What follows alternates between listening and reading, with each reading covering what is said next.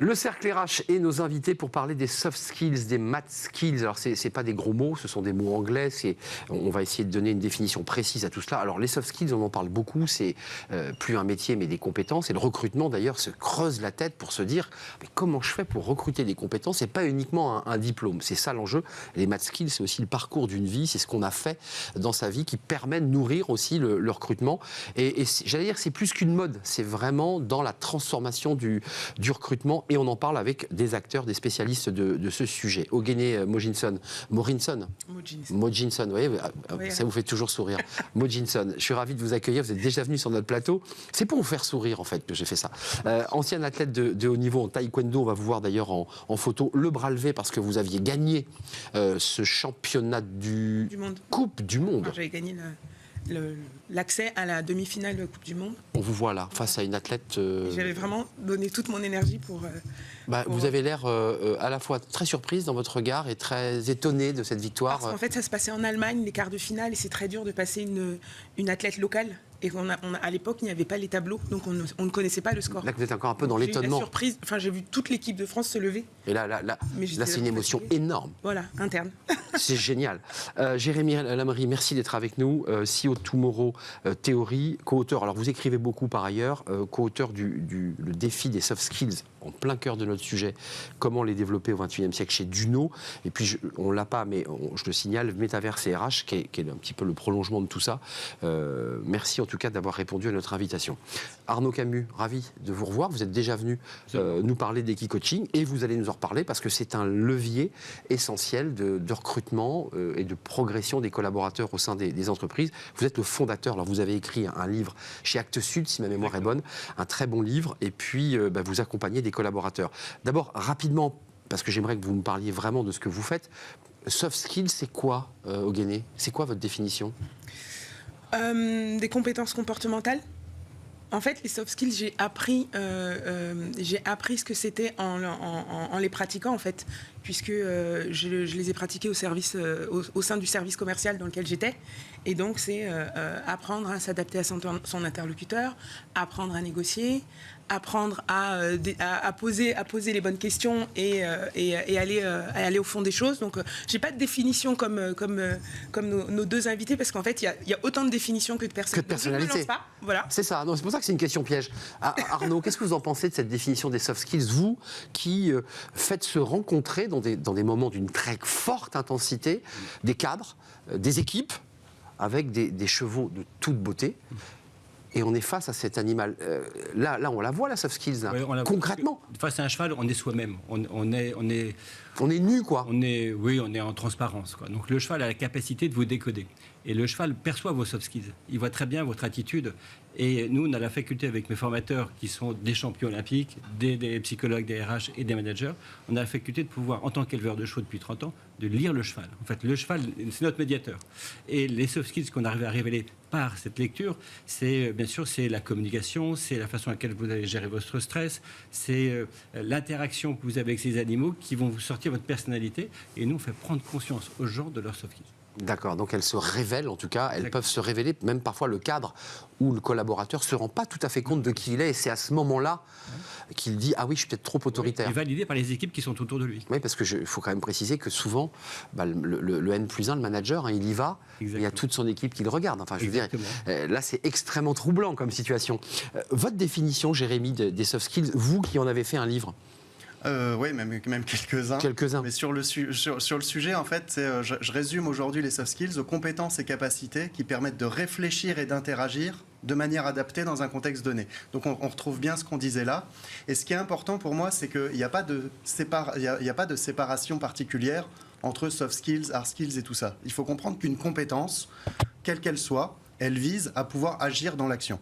Donc pour produire un résultat donné. Et en fait, il y a des ingrédients là-dedans. Il va y avoir des émotions, il va y avoir de la réflexion, il va y avoir des connaissances, il va y avoir notre personnalité. Et en fait, la différence entre quelle que soit la compétence, hard skill, soft skill, c'est la quantité de chacun de ces ingrédients. C'est le dosage de tout ça, quoi. C'est le dosage de tout ça. Il faut se dire que toutes les compétences, quelles qu'elles soient, ce sont des recettes qui prennent les mêmes ingrédients, mais pas dans les mêmes proportions. Oghénier, c'est intéressant parce que je parlais des soft skills et des math skills.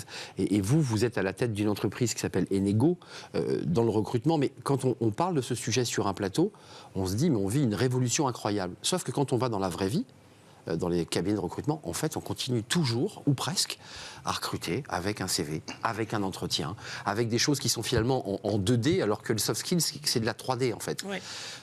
Comment on fait pour transformer le modèle, là? Parce que c'est bien beau d'en parler, mais comment on fait concrètement?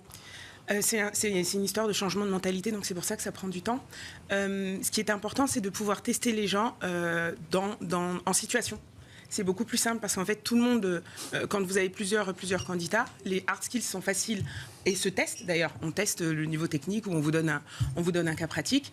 Les soft skills sont et à tester en situation et à surveiller pendant le temps de la période d'essai. Et c'est vrai que les recruteurs se trouvent souvent entre les injonctions des entreprises qui ont des besoins, et on est très attaché au diplôme en France. Et puis tout de suite maintenant, quoi. Et voilà. Bah oui. Donc, et vous pouvez avoir des candidats qui sont très bons pour se vendre, mais qui sont peut-être un petit peu moins bons sur le terrain, et vice-versa. Ouais. Un quart d'heure de feu d'artifice et 6 mois de galère, parce que globalement, la personne... Mais c'est vrai, parce que la personne ne remplit pas le cahier des charges qu'elle avait... Alors ça ne devrait pas prendre 6 mois, justement, puisque la période d'essai est là pour mettre directement Oui. en situation et d'observer, et chercher à observer si les soft skills sont présentes ou non. Mais il y a des personnes, excusez-moi, qui s'effondrent, je m'excuse, mais qui tout d'un coup, se révélant devant l'animal, prennent conscience des erreurs qu'elles ont commises. Alors là, on n'est pas dans du recrutement, on est dans l'évolution d'un collaborateur dans une équipe, et qui d'un coup se dit, mais voilà, quoi, tout s'effondre un peu, et elle se remet en question. Alors nous, on n'appelle pas ça des erreurs, c'est le bon geste ou le geste qui n'est pas adapté. Mais pour rebondir sur Jérémy, nous, c'est exactement le constat qu'on a fait entre les hard skills et les soft skills. Et c'est pour ça qu'avec l'école centrale supérieure, l'EXED, qu'on a créé une formation de 4 jours. Il y a 2 jours avec l'Académie Key Coaching, 2 jours avec Centrale, pour en sortir une certification qui va valider vos attitudes managériales dans le contexte professionnel. C'est très important de voir que les grandes écoles comme le Centrale Supélec se mettent à en faire une certification reconnue par l'État, parce que soit pour les masters et pour les entreprises, c'est un début d'une génération qui va certifier ses attitudes grâce à ces différents modules. Concrètement, je vous pose la question à vous, parce que vous l'observez depuis assez longtemps, ce phénomène. C'est un peu comme l'écologie, c'est-à-dire on nous dit il faut mettre de la chaux, il faut mettre des produits sains, de la paille pour isoler ou construire des maisons, et quand on va sur un chantier, on a encore des parpaings qui utilisent du ciment, de l'eau et du pétrole. Est-ce qu'on n'est pas un peu dans ce même phénomène? On en parle beaucoup, mais dans la vraie vie, on n'a pas trouvé la méthodologie, ce qui pose une question sur la diversité, sur l'ouverture des recrutements, sur la manière dont on élargit. Ça ne marche pas si bien. Ça marche ou ça ne marche pas, franchement? Alors, à l'échelle, aujourd'hui, ça ne marche pas. On est d'accord. Ce qu'il faut comprendre, c'est que ça fait 50 ans que certaines entreprises utilisent ce qu'on appelle des assessment centers, des centres d'évaluation avec des psychologues et tout ça. Et en vrai, ce qu'on appelle les soft skills aujourd'hui, qui est très très à la mode, c'est tout un tas de comportements que dans certaines pratiques, on sait évaluer finement depuis près de 50 ans. Là où ça ne marche pas, c'est à l'échelle. Je m'autorise que les psychologues et ainsi de suite, pendant 20 ans, ça a été contesté parce que les salariés disaient on essaie de me manipuler et on essaie de me faire rentrer dans une boîte. Moi, j'avais le sentiment que les soft skills, c'était quelque chose qui permettait d'éveiller, de faire émerger les compétences. Ça dépend ce qu'on va chercher. Est-ce qu'on va chercher des compétences, c'est-à-dire est-ce qu'on va aller chercher des capacités à réfléchir et interagir dans un contexte, ou est-ce qu'on va aller chercher qui vous êtes, votre personnalité? C'est ça, et qu'on vous met dans un moule. Voilà. Introverti, ces fameux ingrédients. Les ingrédients pris séparément, c'est assez dangereux parce que c'est assez statique. Donc ce qui compte, c'est comment on les combine. Et le recrutement devrait servir à ça. Mettre en situation, créer des mises en situation où on combine tous ces ingrédients. Comment vous faites chez Enego? Comment ça se passe? Quelle est votre réflexion sur ce sujet? Alors ma réflexion vient de mon expérience, c'est-à-dire qu'en fait, en tant qu'athlète de... Moi j'ai été recrutée beaucoup. Parce que j'étais ancienne athlète de haut niveau. À l'époque, je n'avais que ça sur mon... Et pourquoi d'ailleurs on vous recrutait beaucoup? Pour quelle qualité? Parce que c'est toujours intéressant quand... Alors la persévérance des athlètes de haut niveau, j'ai beaucoup été recrutée grâce au sport.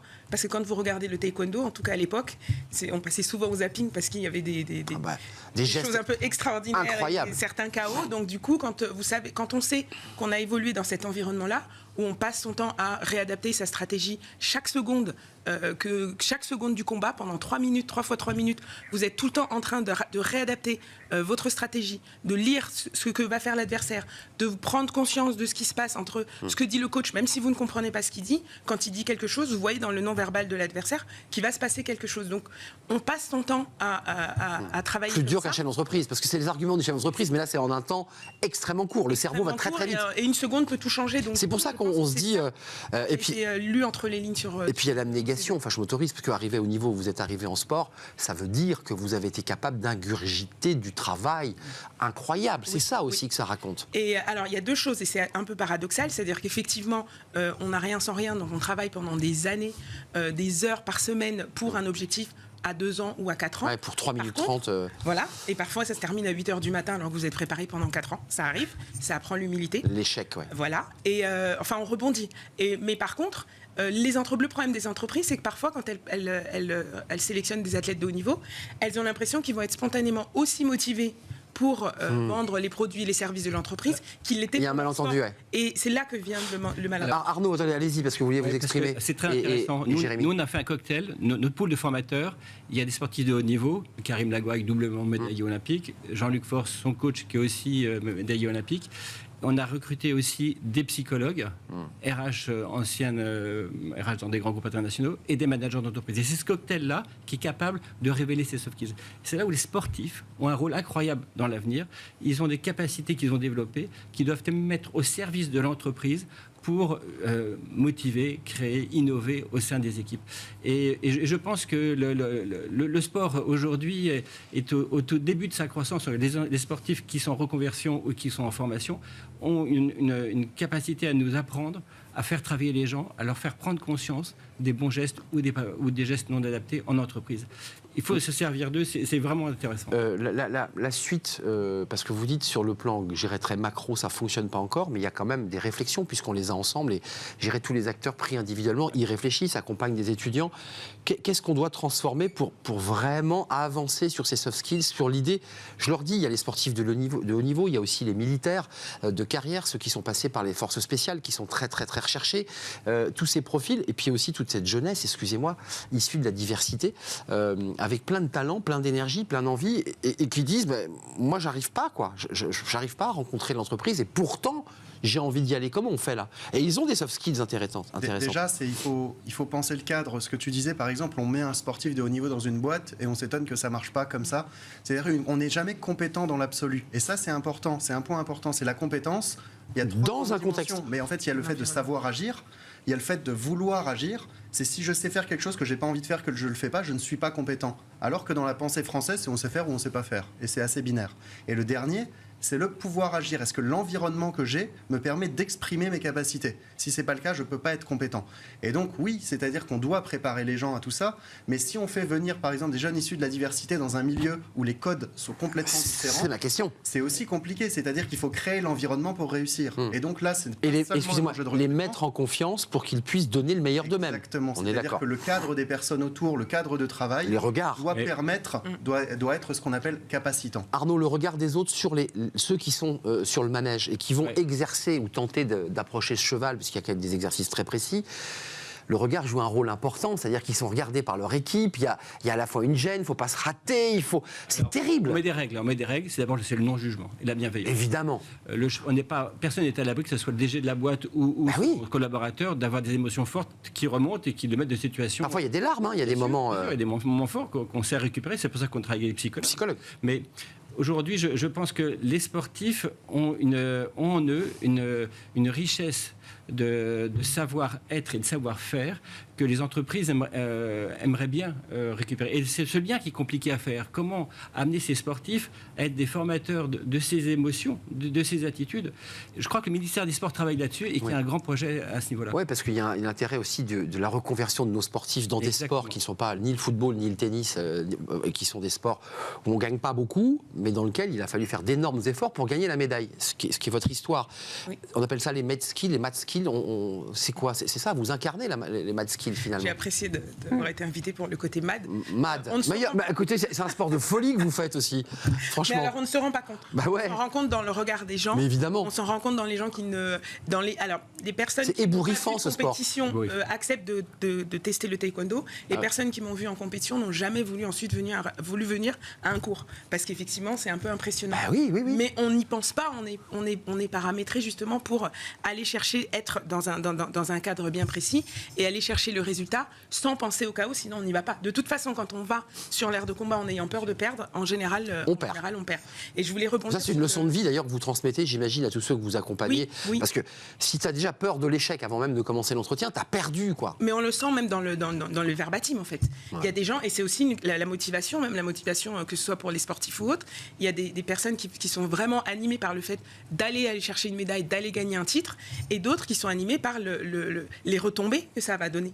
Et donc, du coup, quand c'est un regard externe qui valide votre engagement, on voit comme ça des athlètes qui arrêtent du jour au lendemain. Exact. En fait, voilà, ça y est, c'est fait. Mais il suffit que l'autre retire la prise ou se décale un peu et la personne, en fait, n'a plus d'énergie. Même le regard, quand on parlait du regard, rebondir, vous avez des athlètes extraordinaires à l'entraînement. Vous vous dites, mais là, c'est tout cassé. Champion olympique, il y a de la place pour personne, quel que soit le sport.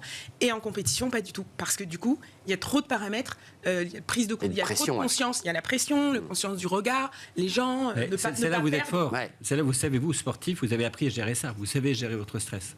Mais on l'apprend par la force des choses. Et certains athlètes ont du mal. Certains athlètes n'ont pas réussi à éclore correctement. Il faut être coaché. Parce que c'est pas encore aux États-Unis, c'est plus dans les mœurs de se faire. Je suis assez d'accord. Voilà. Juste un mot, Jérémy, parce qu'on était venu parler du métaverse, vous étiez venu la fois dernière, on se projetait comme ça sur une espèce d'univers de formation dans une expérience en 3D. J'ai le sentiment quand même que notre modèle éducatif, c'est pas encore une fois pour le pointer du doigt, mais on le pointe souvent du doigt sur ce plateau, ne suscite pas l'émergence des soft skills dès l'école. L'école, c'est on répond lorsque le professeur vous interroge, point. Mais jamais l'élève de primaire, collège, lycée se retrouve en situation de soft skill. Est-ce que ça aussi, il faut travailler sur cette révolution bien avant de récupérer les cadres devant le cheval? En parlant de cadre, je pense que là où l'école a un rôle, c'est travailler sur ces fameux ingrédients. Par exemple, les émotions. Ça veut dire quoi en fait ressentir ses émotions, exprimer ses émotions? C'est des choses dans le modèle anglo-saxon, c'est beaucoup plus travaillé à l'école. Exactement. Après, il y a toute une partie qui est souvent très floue. En fait, en France, on a du mal avec ça, ce qu'on appelle la connation. Et ça va être en gros nos traits de personnalité, nos moteurs de motivation, nos valeurs. On apprend des trucs dans l'émission. C'est tout ce qui va concerner en fait un peu qui on est, les lunettes avec lesquelles on voit le monde et nos tendances à nous. Mais ça, il faut l'évaluer, Jérémy. C'est pas si facile. L'évaluer, c'est une chose. Savoir, mais on peut déjà nous apprendre à l'exprimer, l'identifier et le gérer. Parce que parfois, en fait, on va avoir tendance à plutôt se renfermer sur nous-mêmes face à une situation ou à aller vers les autres.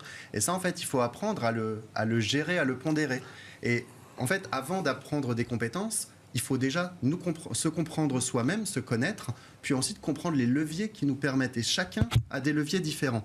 Et ça, c'est pour ça qu'en fait, il n'y a pas une méthode pour tout le monde. C'est la base, c'est quand même se connecter à ses émotions. Et c'est pour ça que moi, je trouve que l'équicoaching, c'est typique. Là, c'est de l'émotion parfois brute. Exactement. Qui déboule comme ça. On forme 600 personnes par an, grosso modo. On a 600 personnes qui reviennent. Et dans ces 600, il y en a 50% qui reviennent dans les 2 ans. Donc, en fait, ils ont créé en eux, ils ont découvert en eux ces ressources, qui veulent travailler, qui veulent améliorer. Et je pense qu'il y a une demande aujourd'hui, il y a une prise de conscience. Mais le marché est naissant.